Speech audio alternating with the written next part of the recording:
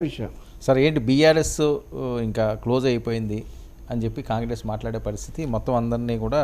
target చేసి రప్పిస్తున్నారని అది సాధ్యమా అసలు రాజ్యాంగంలో ఈ రకంగా ఒక పార్టీ కొంతమంది వెళ్ళినంత మాత్రాన పార్టీ మనుగడే పోతుంది అసలు పార్టీయే పోతుంది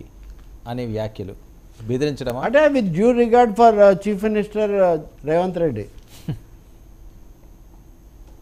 తెలంగాణలో కాంగ్రెస్ మళ్ళీ అధికారంలోకి వస్తుంది దానికి అంత బలం ఉందని ఎవరైనా భావించారా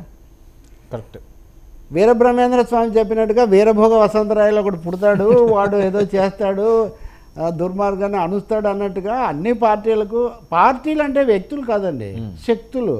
వాటి వెనక రాజకీయ ఆర్థిక సామాజిక శక్తులు ఉంటాయి తెలుగుదేశంలో ఉన్న రేవంత్ రెడ్డి కాంగ్రెస్ పార్టీలో చేరి అక్కడ కూడా తీవ్రమైన కేసు కూడా ఎదుర్కొని పిసిసి అధ్యక్షుడయ్యి సీఎం అయ్యి చాలా తక్కువ మెజారిటీ ఉన్నా కానీ పార్టీని అధికారంలోకి తేగలిగాడు కదా ఇది అసలు రేవంత్ రెడ్డి మాటలకు రేవంత్ రెడ్డే వ్యతిరేక సాక్ష్యం నా ఉద్దేశంలో రేవంత్ రెడ్డి ఏ విధంగా అంటే మరి కాంగ్రెస్ అప్పుడున్న పరిస్థితితో పోలిస్తే ఇప్పుడైనా రేవంత్ రెడ్డో లేదా పొంగులేటి శ్రీనివాసరెడ్డో తంటాలు పడి చేయాల్సిందే కానీ అక్కడ వనరులు తెచ్చేవాళ్ళు ఎవరున్నారు చెప్పండి కాబట్టి ఆర్థిక శక్తులు సామాజిక శక్తులు ఉంటాయి బీఆర్ఎస్ అప్పుడే మొత్తం మూసుకుపోయేటంత దారుణమైన పరిస్థితిలో ఉందని నేను అనుకోవట్లేదు కానీ రాజకీయంగా నాయకత్వపరంగా అలాగే కుటుంబం వాళ్ళ పద్ధతులు అయితే కొంచెం సంక్షోభంలో ఉన్నాయి దాన్ని దిద్దుకునే అవకాశం ఉంది సార్ ఎన్టీఆర్ పోతే తెలుగుదేశం పోతుంది ఇందిరాగాంధీ అయిన తర్వాత ఏది పోలేదండి ఏది పోలేదు ఆఖరికి రిపబ్లిక్ పార్టీ కూడా ఉంది దేశంలో సుందరయ్య గారి తర్వాత కమ్యూనిస్ట్ పార్టీ ఉండదు అన్నారు మాట్లాడుతూనే ఉన్నాం కదా ఏం ఎక్కడికి ఏమో భావజాలాలు కార్మిక సంఘాలు ఏమి అవ్వలేదు కదా కాబట్టి బీఆర్ఎస్ అనేది ఒక భావన అది తెలంగాణ ఒక బేసు ఏదో పెట్టుకున్నారు అదంతా ఇప్పుడు వైఎస్ రాజశేఖర రెడ్డి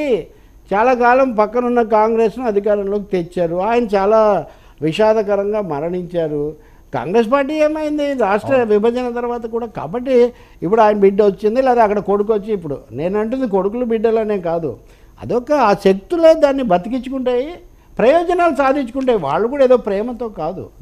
తెలుగుదేశం పార్టీకి ఇప్పుడు మీరు చెప్పారు కదా ఈ 13 మంది అభ్యర్థులు కాస్త దిట్టమైన ఆశాములు పట్టుకొని ఎవరి ప్రయోజనాలు వాళ్ళకు ఉంటాయి అందుకని తొందరపాటు అది బీఆర్ఎస్ నిజంగా అంత ఈజీగా అయిపోయేటైతే రేవంత్ రెడ్డి గారు ఇంత శ్రద్ధ పెట్టాల్సిన అవసరమే ఉంది ఇక్కడ బీజేపీ గురించి కూడా ఒక సమస్య ఉంది బీజేపీయే కావాలంటే బీఆర్ఎస్ను వాళ్ళే బతికిస్తారు లేదా బీఆర్ఎస్ బీజేపీకి కొంచెం కాంగ్రెస్కి ఇది అవుతుంది కాబట్టి చాలా సమస్యలు ఉన్నాయి ఇక్కడ అందుకని మనం ప్రజలకు ఓకే రాజకీయ నాయకులు సింపుల్గా మెసేజెస్ చెప్తారు బట్ మేజర్గా సఫర్ అయ్యారు మీరు తమాషా చూడండి ఈరోజు వాళ్ళ పత్రికలో బీఆర్ఎస్ పత్రికలో మద్దతు పత్రికలో ఏం రాస్తారంటే కాంగ్రెస్కు బీజేపీకి కూడా మా అభ్యర్థులే దిక్కయ్యారు మా వాళ్ళు లేకపోతే అభ్యర్థులే లేరంటారు ఇది సంతోషించాల్సిన విషయమా విచారించాల్సిన విషయమా రంజిత్ రెడ్డి పట్నం సునీత మహేందర్ రెడ్డి ఇంకొకరు ముగ్గురు ఈ మేయర్ కూడా మళ్ళీ ఏవో చర్చలు జరుపుతున్నారట ఈయన ముందే వెళ్ళాడు రామ్మోహన్ కాబట్టి మేయర్ కాదండి ఈవిడ గద్వాల విజయలక్ష్మి గారు కేకే గారి కూతురు అవును సునీత మహేందర్ అవును విజయలక్ష్మి గారు నువ్వు చెప్పేదే ఈ మేయరా కాదు రామ్మోహన్ ముందే వెళ్ళాడు బొంతు రామ్మోహన్ మొదట్లోనే వెళ్ళాడు కదా ఈమె కూడా జరపచ్చు ఎందుకంటే ఆయన కూడా అప్పుడు కాంగ్రెస్ స్టాల్వర్ట్ కదా కేకే ఆ రోజుల్లో కాబట్టి ఏదన్నా జరగవచ్చు ఏదన్నా సాధ్యమే రాజకీయాల్లో లేదంటే పాత్రధారులు మారుతుంటారు కానీ సూత్రధారులు అనేవాళ్ళు ఈ వేల కోట్ల విరాళాలు ఇచ్చే కార్పొరేట్ శక్తులు వీళ్ళందరూ వాళ్ళు అలాగే ఉంటారు కనబడని చెయ్యేదో నడుపుతుంది నాటకం ఆ నాటకాన నువ్వు నేను ఆట బొమ్మలం కీలు బొమ్మలం అని నడుస్తుంటుంది రాజకీయం మూత పడదనను కానీ బాగా దెబ్బతిన్న మాట నిజం అందుకని ఎలా మళ్ళీ సరైన వ్యూహం తీసుకుంటారు అనేది అయితే మనం చూడాలి కవితను అరెస్ట్ చేయడం కూడా వాళ్ళకు ఒక పెద్ద షాక్ కింద లెక్క ఆ ముందు అవన్నీ తక్కువ అంచనా వేసి బీజేపీ పట్ల సాఫ్ట్గా ఉండటం కేసీఆర్ చేసిన